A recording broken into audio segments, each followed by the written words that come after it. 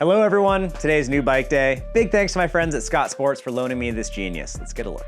I know it has headset cable routing. I knew that when I signed up for this. I thought it'd be cool to check it out, so let's all be open-minded. Oh, cool, they have a camouflage blanket as packing material. Got the old Harbor Freight moving blanket and Costco microfiber towels.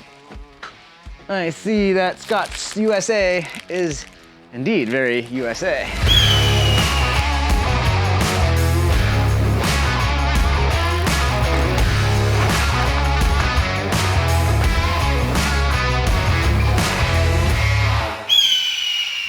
I don't even know what to call this color, but it is beautiful in the flesh. Real quick, this is not the unboxing experience you get when you order a bike through Jensen USA, who sponsored this video. When you get a bike from Jensen, like this Scott Genius ST right here, they actually unbox it and build it for you and do all the setting up, and then they send it to you in a Jensen USA box where it's really easy to pull the bike out and get on the trail, much easier than this process here.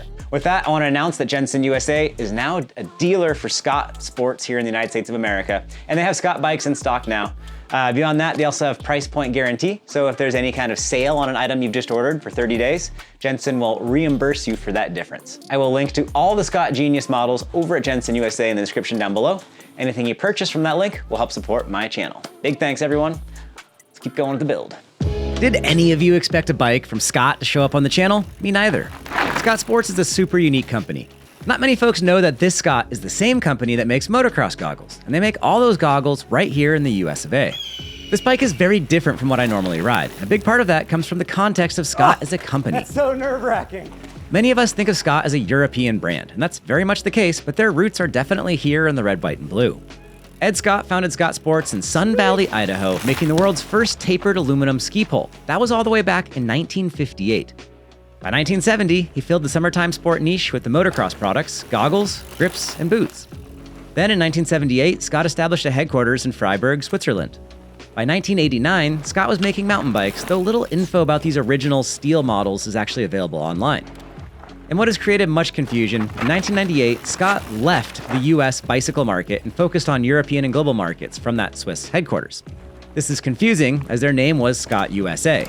Then, in another bizarre twist, in 2005, Scott changed the name from Scott USA to Scott Sports. And then, confusingly enough, Scott then brought back the brand to the US in 2005 and opened a US headquarters in Ogden, Utah. Scott Sports is European, but has an office here in the US and was originally founded in the USA. At this point, it's safe to call Scott a European company, but between the Korean Youngwon 50.1% ownership and the Swiss headquarters, this is all quite confusing.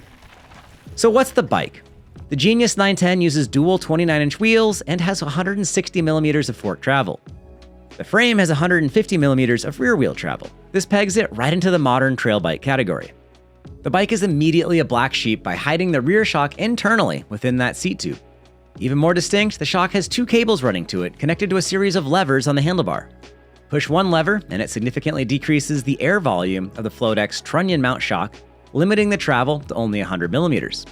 Push the other lever, and it releases this change, allowing for the full travel. Next up, the bike is a one-piece integrated handlebar and stem combo. And of course, we shall not forget about that headset cable routing. I need to add a little bit of air to this rear shock, and I'm like, great, it's an integrated shock, it's hidden in the down tube, this is gonna be impossible, right? This is pretty cool, I will admit, this is pretty cool. You hit this button, and this cover comes off. This little guy, it's a pretty secure button. And then your shock pressure's right here, very accessible. You know what, this isn't half bad. I might raise the question, why do we need the valve cap on the shock when we have this entire cover? I'm gonna hack the system and forget about my valve cap.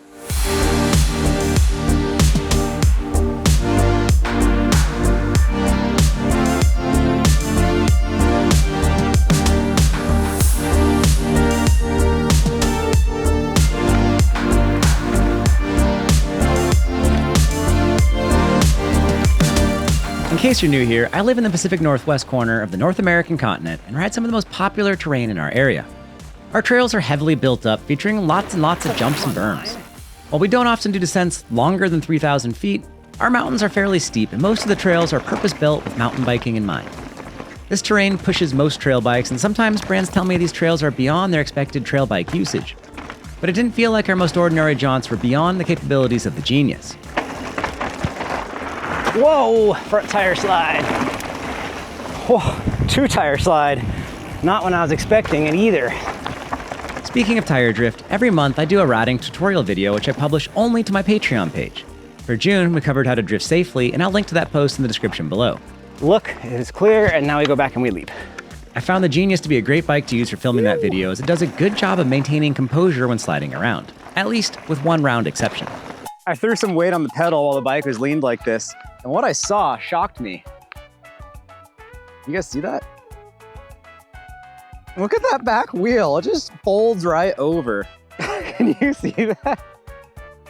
After today, I'm gonna throw on some better wheels and I'm gonna laugh my way down a fun trail, having a great ride because I won't have a flexy rear pizza cutter dancing around all over the place.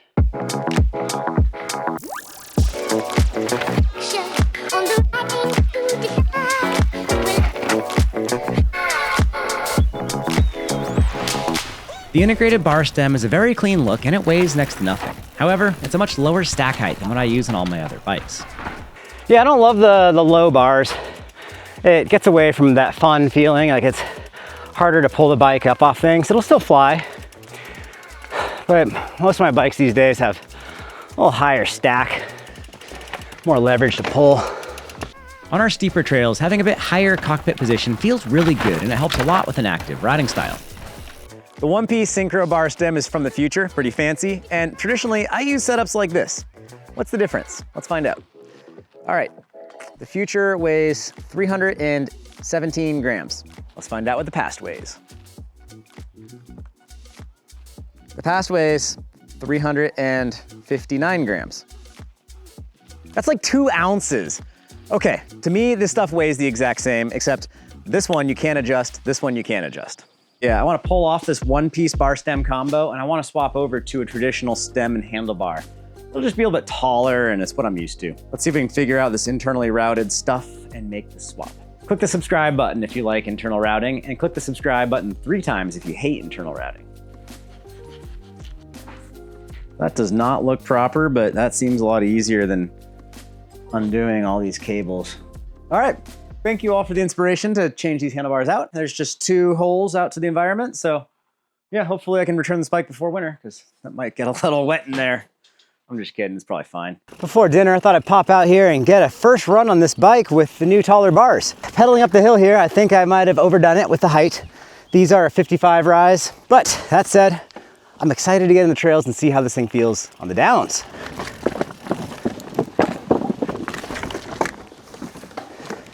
I do whack a lot of pedals in the ground. Wish this bike wasn't quite so low to the ground at the bottom bracket. 160 cranks would be sweet too.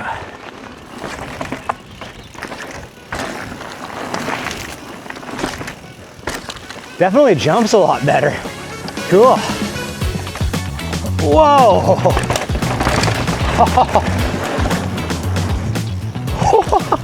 This thing flies now.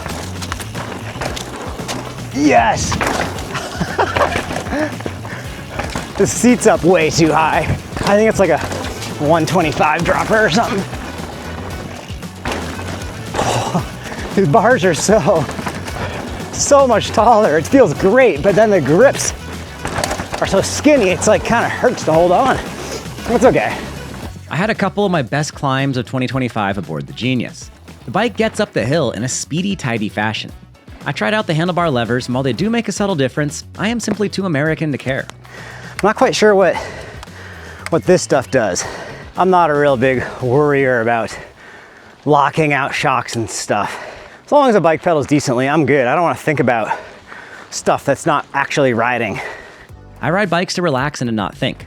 This is one more thing between me and simply riding down the trail, but that's my American lens. I'll do the extra work for a more pure experience.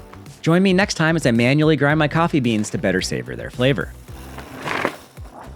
That stock lower bar position was nice on the climbs, and I probably did overdo it with my massive 50mm rise handlebar upgrade. A 35 or 40mm rise would have been better suited. One of my largest complaints about the Genius was constantly hitting pedals. Even running 200 PSI in the rear shock, I would whack my flat pedals aboard the ground. This Genius ST910 came with 170mm cranks, so some 165s would be a nice little upgrade. Aside from that, the bike is a very respectable climber. And now for the part of the ride that largely dictates which bikes we buy, the descent. The bike has a unique character. It's got a torsional rigidity that is just lovely. It doesn't beat me up, but does inspire some bigger trail commitment. There's the landing. And then over here is the takeoff. I have a sweet line. I like that. Part of that inspiration likely comes from the more unique Öhlins fork. I do enjoy the feel of the Öhlins fork, especially so in the dry. I like that I can run a higher pressure in the lower chamber to keep the fork riding higher up in its travel, and did this for most of my time aboard the Genius. Öhlins high-speed compression is not as sorted as Fox's most recent Grip X, as you only get a single lever to get a general amount of damping, but that extra ride height is definitely nice. The small bump sensitivity remains really good. I do think springs matter more than damping for most bicycles, and the Öhlins spring system, once again, is dialed in. I never felt quite as ready to really send some bigger moves aboard the Genius as I do feel on my normal bikes. Lately, that's the Ibis Ritmo, GT Sensor, and Pivot Firebird. It wasn't until I swapped on some stiffer wheels and better tires that I really started to feel a bit better. What do you think of these wheels, bud? I just removed the stock wheels and put on my favorite set of Industry 9. They're the old Enduro 315Cs. Carbon rims, aluminum system spokes, very stiff wheels. I love these things. I'm hoping that with the wheels I'm used to on here, I can get a better feel for the Genius's actual torsional stiffness.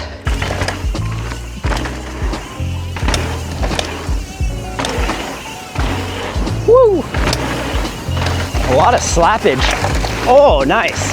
Can already tell on that corner this thing is a bit more stout than it was. Oh, plant to the face. Better than a face plant. Wow. Man, bikes really come alive with good wheels. Wrapping things up, the Genius is not a small enduro bike. It's a bigger trail bike. This is a similar trait to the prior generation Santa Cruz Hightower, that Burgundy V3. While the Scott is more travel, it climbs similarly well.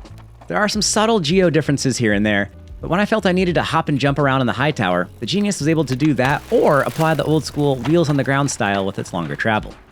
And here in the USA, the Scott is a much more unique bike to own than simply another Santa Cruz. All of Scott's engineering and product details are very well done. Within the context of it being a very European experience, the bike has been a great choice for many of my typical daily rides. The Genius is a really cool bike. I don't think it's a bike for everyone, but for the right person that's gonna pedal some good distance and needs a bit of travel, this is a really cool setup. I appreciated the fact that this bike is different too. Headset cable routing, not great for going on trips, not great for changing things up, but on the day-to-day, it's fine. The internal shock was way less of a big deal than I thought it was gonna be. That cover solution is honestly pretty cool. The rest of the bike is a solid, well-defined setup. It's quite European, which is why I'm saying that it's not for everyone, but for the right person, this is a cool bike. Big thanks to Jensen USA for sponsoring the video. They've got a bunch of sales going on Geniuses right now. I'm gonna link to this Genius over at Jensen USA in the description down below. You can read about all the various specs and build options they have available, and anything you purchase from Jensen will help support my channel, so big thanks in advance. Thanks to Scott for loaning the bike. Thanks to Riley and Logan for helping film and edit, and thanks to all of you for being here and watching. Peace and wheelies, and see y'all in the comments. Bye, everyone.